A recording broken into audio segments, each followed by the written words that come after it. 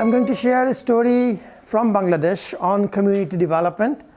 And this is the model, they call it a model now, the co-management, collaborative management model that they have applied in the broad range of forestry, fisheries, and wetlands projects, natural resource management projects.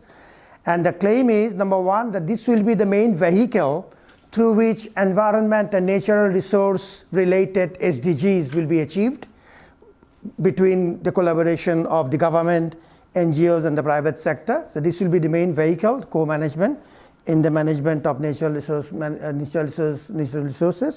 And secondly, this is, to use the government term, the mainstay of the decision-making structure within the natural resource governance setup. These are the 2 points they're claiming. So when they say collaborative management, although they call it a model, it's not standardized. There are all sorts of things done under the broad rubric of co-management. And in that sense, it's a cliche. And we have a problem of defining in an academic term, and the projectized intervention of co-management and the academic research on it do not always match. That's the first point I wanted to make. Now, rather than me trying to explain what these are, I thought that I'll just share a quick video with you, and then this will give you a sense of one of the major types of interventions done in this case, a wetlands and fisheries project, application of co-management model in that project. And then after the video, if you allow me just a couple of minutes, I may raise 1 or 2 quick points by way of prompting some further discussion. Thank you then. So just the video, please.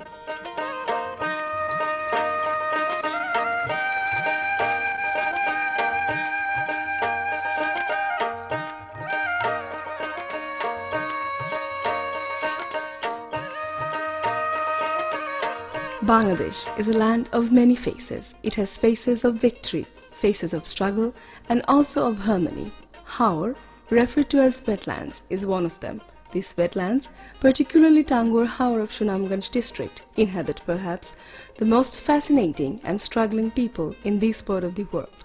Tangur Haor, which is one of the largest, amazing, and beautiful wetlands in the country, is also a globally significant wetland with a unique ecosystem, home to a diverse species of fish, swamp forests, and the staging ground of at least 500,000 migratory birds. It is also the primary source of living for over 56,000 people. The ecosystem of Tangur Haor and its flora and fauna felt vulnerable to depletion due to a long practice of traditional leasing system. Consequently, the government took a bold decision to declare Tangur Haor as an ecologically critical area in 1999 and a Ramsar site in 2000. Since December 2006, IUCN, on behalf of the Ministry of Environment and Forest, with the funding support from the Swiss Agency for Development and Cooperation, initiated a project whose overall objective is to establish a co-management system for conservation, stabilization, and sustainable use of natural resources in Tangur Haor that generates significant improvements in the livelihoods of the rural communities. The project, based on the concept of wise use principle of Ramsar, has achieved a number of key milestones over the years.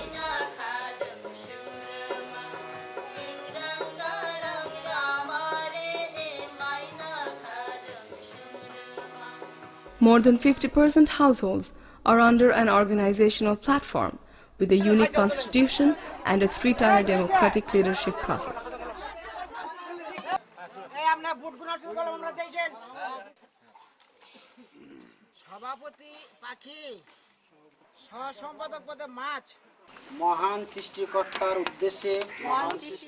An effective modality of participatory resource management planning is now in place.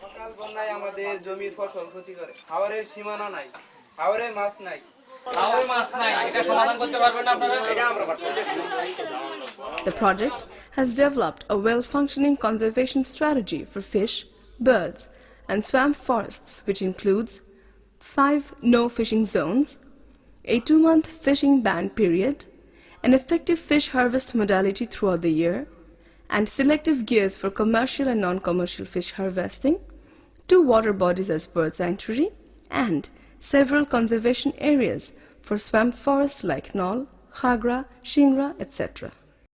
IUCN has further developed a knowledge management system using locally contextualized means to foster community-wide awareness.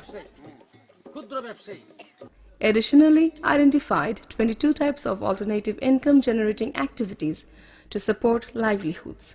And finally, by December 2011, the community has accumulated a total of BDT 1.30 crore by their own through social capital management system.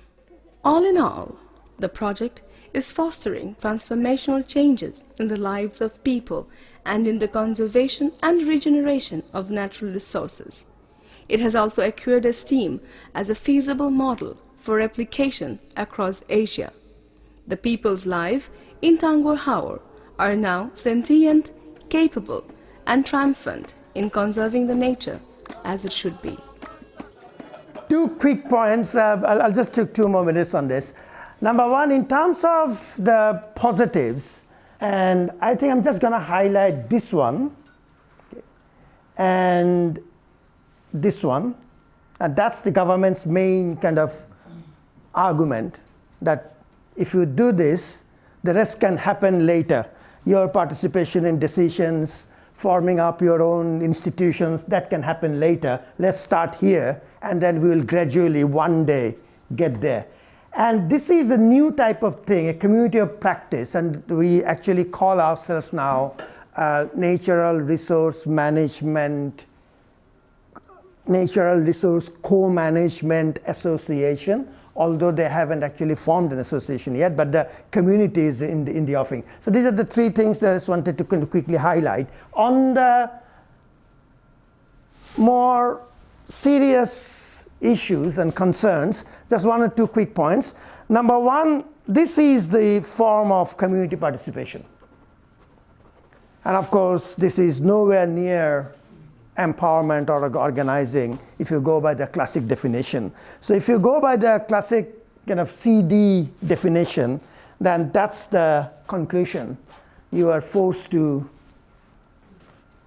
come to. And this is another point for us to think. So I'll stop there. And as I said, this is such a great honor. Thank you.